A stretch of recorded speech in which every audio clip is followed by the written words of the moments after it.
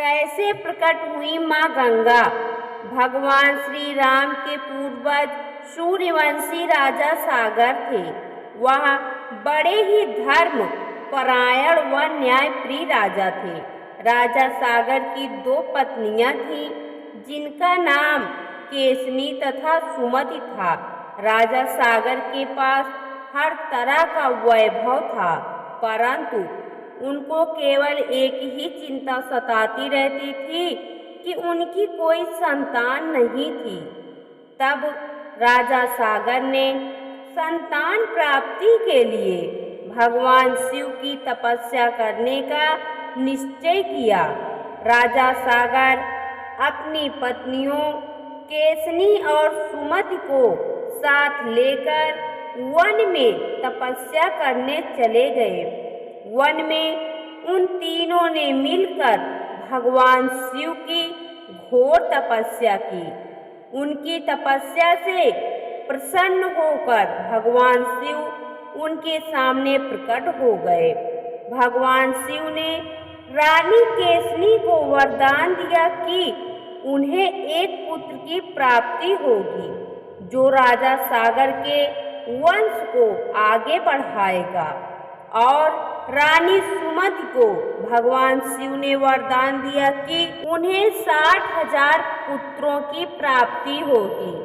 भगवान शिव से वरदान प्राप्त होने के बाद राजा सागर अपनी पत्नियों के साथ अपनी राजधानी अयोध्या लौट आए। कुछ समय बाद रानी केसनी को एक पुत्र की प्राप्ति हुई। इस पुत्र का नाम असमंजस रखा गया। उसी समय रानी सुमति के गर्भ से पुत्र के स्थान पर एक तुम्बा प्रकट हुआ। इस तुम्बा में 60,000 पुत्रों के बीज थे। तुम्बा को घृत से भरे घड़े में संवर्धित किया गया, जिससे 60,000 पुत्र उत्पन्न हुए। 60,000 पुत्र के जन्म लेने पर राजा सागर अत्यंत प्रसन्न हो गए। उन्होंने पूरे राज्य में उत्सव मनाने की घोषणा कर दी। राजकुमारों के जन्म के अवसर पर पूरे राज्य में भव्य उत्सव मनाया गया। धीरे धीरे सभी राजकुमार बड़े हुए। सभी राजकुमार एक से बढ़कर एक थे। सभी राजकुमार युद्ध में पारंगत और वीर योद्धा हुए। रानी केसनी का पुत्र असमंजस स्वभाव से दुराचारी था। वह प्रजा पर अत्याचार करने लगा। राजा सागर अपने पुत्र असमंजस से बहुत दुखी रहा करते थे। राजा सागर ने राजकुमार असमंजस का यह सोचकर विवाह करवा दिया कि शायद वह विवाह के बाद सुधर जाएगा, परंतु ऐसा नहीं हुआ। असमंजस ने अपना स्वभाव नहीं छोड़ा और वह पहले की ही तरह प्रजा को परेशान करने लगा। इससे दुखी होकर राजा सागर ने राजकुमार असमंजस को अपने राज्य से निर्वासित कर दिया। समय से राजा सागर के 60,000 पुत्रों ने 10 दिशाओं में अपने पराक्रम के झंडे गाड़ दिए। उनसे युद्ध करने का साहस किसी में नहीं था। राजा सागर के 60,000 पुत्र अपने आप में एक विशाल और शक्तिशाली सेना के समान थे। अपने बलशाली पुत्रों को देखकर राजा सागर हर्षित होने लगे। दूसरी तरफ राज्य से निर्वासित होने के बाद राजकुमार असमंजस को अपनी पत्नी से एक पुत्र की प्राप्ति हुई, जिसका नाम अंशुमान रखा गया। बड़ा होने पर असमंजस का पुत्र अंशुमान सदाचारी और पराक्रमी हुआ। एक दिन राजा सागर ने अपने राज्य का विस्तार करने के लिए अश्वमेध यज्ञ करने का विचार किया। इसके बाद राजा सागर ने एक भव्य यज्ञ मंडप का निर्माण करवाया, जहां पर उन्होंने अश्वमेध यज्ञ का आयोजन किया।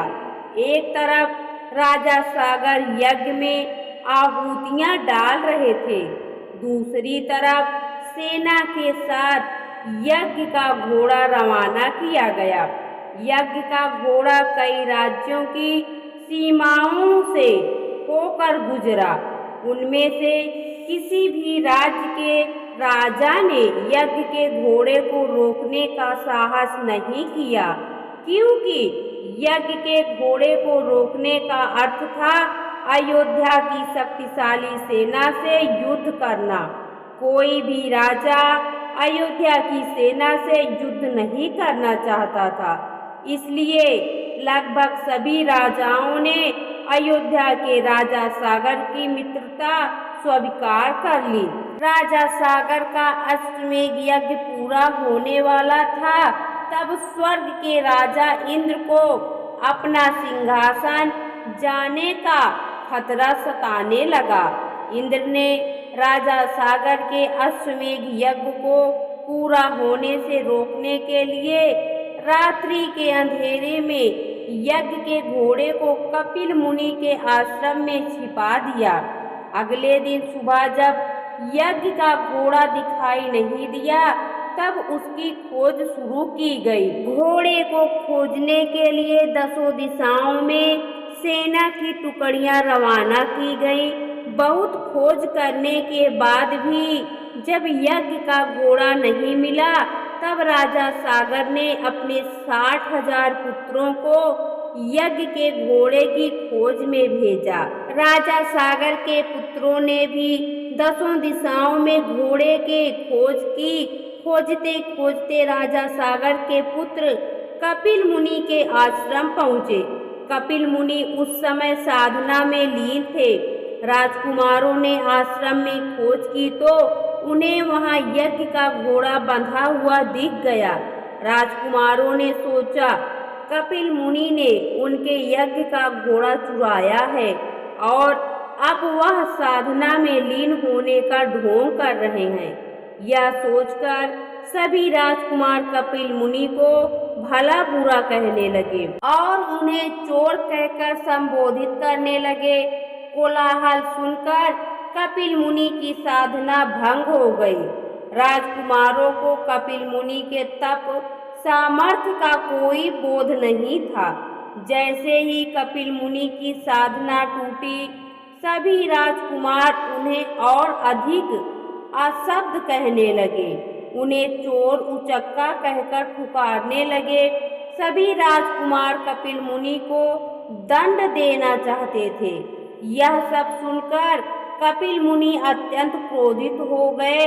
कपिल मुनि ने श्राप देकर उन सभी 60,000 राजकुमारों को उसी क्षण जलाकर भस्म कर दिया। सभी राजकुमारों के भस्म होने की खबर जब राजा सागर को मिली तो उन्हें बहुत दुख हुआ और उसके बाद राज्य में शोक की लहर छा गई। तब राजा सागर ने अपने पौत्र अंशुमान को बुलाया और उन्हें कपिल मुनि के पास अपने पुत्रों की तरफ से उनसे क्षमा याचना करने के लिए भेजा।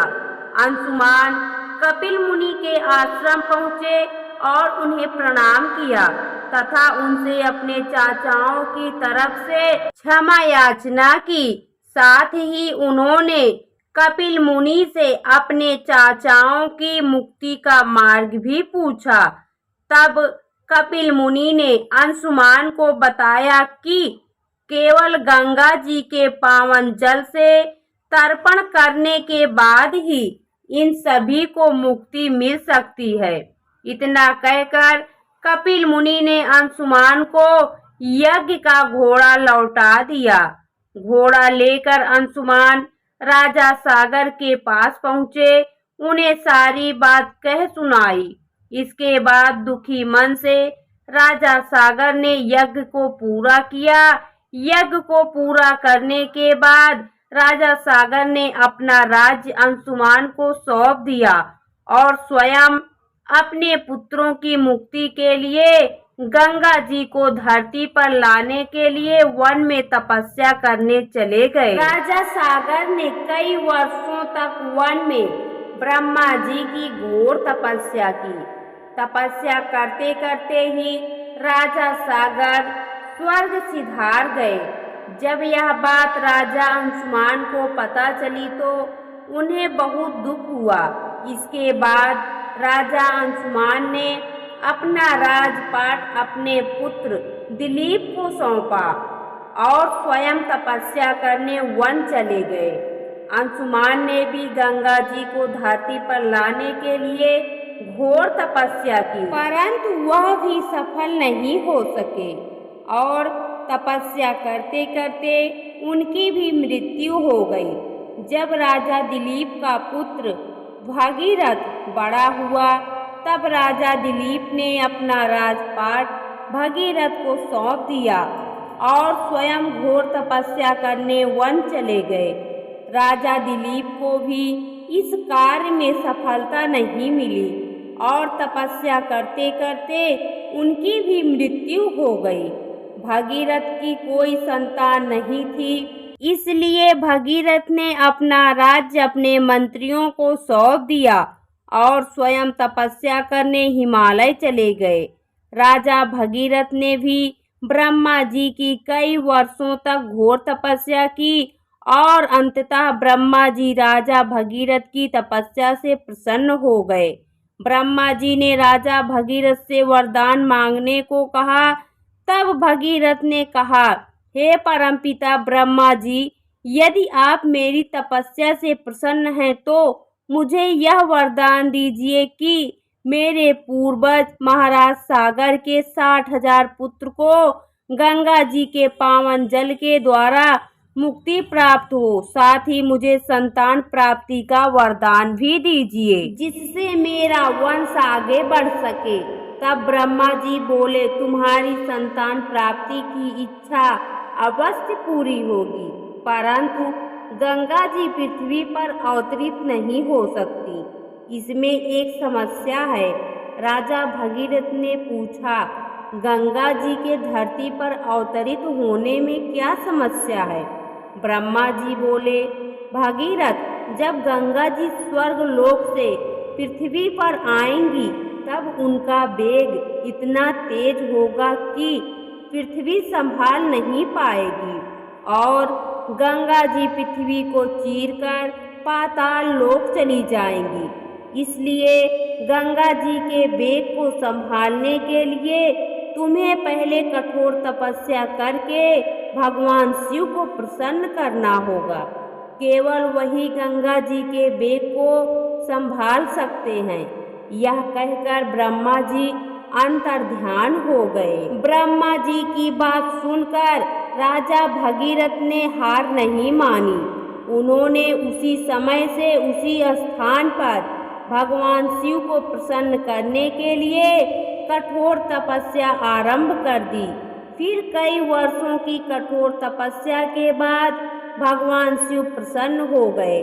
भगवान शिव ने प्रकट होकर राजा भगीरथ से कहा, हम तुम्हारी तपस्या से प्रसन्न हैं, इसलिए तुम्हारे मनोरथ को पूरा करने के लिए हम गंगा जी को अपने शीश पर धारण करेंगे। जब गंगा जी को पता चला कि उन्हें पृथ्वी पर जाना है तो वह अत्यंत क्रोधित हो गई, क्योंकि वह देवलोक को छोड़कर पृथ्वी पर नहीं जाना चाहती थी।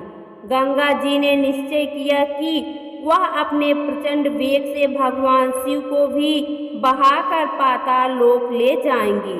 वह प्रचंड वेग से भगवान शिव के शीश पर उतरी।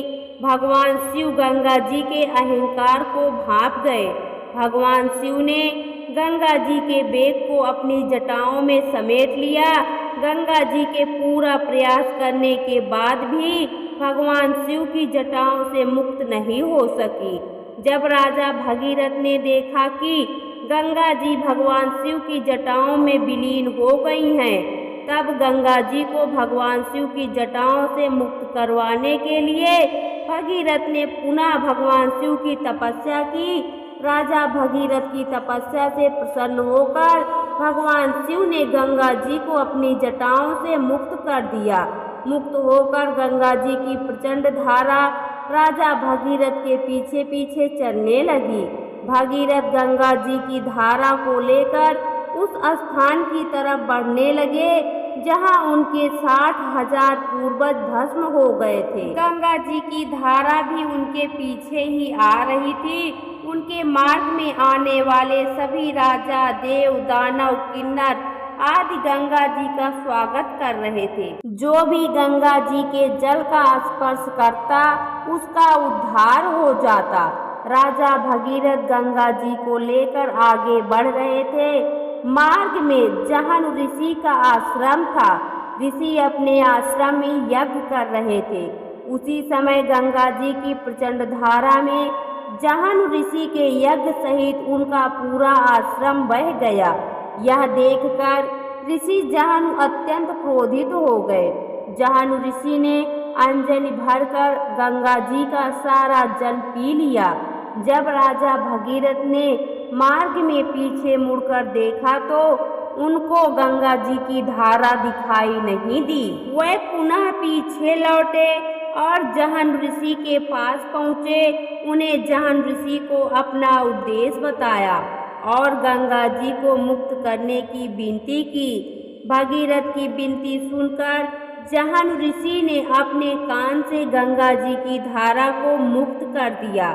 जहन ऋषि ने गंगा जी को मुक्त किया था, इसलिए गंगा जी को जाह्नवी भी कहा जाता है।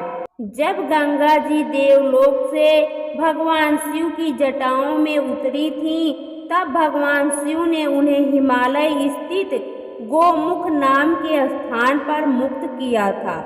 गोमुख से भगीरथ गंगा जी को सर्वप्रथम हरिद्वार लाए। इसलिए आज भी मुक्ति के लिए हरिद्वार जाया जाता है। हरिद्वार से प्रयागराज, काशी, पाटलिपुत्र होते हुए राजा भगीरथ गंगा जी को कपिल मुनि के आश्रम लेकर आए थे, जहां उनके पूर्वजों की भस्म पड़ी थी। वह स्थान आज के समय में पश्चिम बंगाल राज्य में स्थित है। भस्म से गंगा जी के पवित्र जल का स्पर्श पाते ही राजा भगीरथ के 60,000 पूर्वजों को मुक्ति मिल गई। यह देखकर राजा भगीरथ ने माँ गंगा को कोटि कोटि नमन किया। महाराज सागर के पुत्रों को मुक्ति प्रदान करके गंगा जी की पवित्र धारा गंगा सागर नाम के स्थान पर समुद्र में समा गई। आज भी माँ गंगा की यह पवित्र धारा इसी मार्ग से अनवरत बह रही है और पतितों का उद्धार कर रही है। दोस्तों, आपको यह पौराणिक कथा कैसी लगी कमेंट बॉक्स में ज़रूर बताएं। वीडियो को लाइक करें, शेयर करें और हमारे चैनल को सब्सक्राइब करना ना भूलें।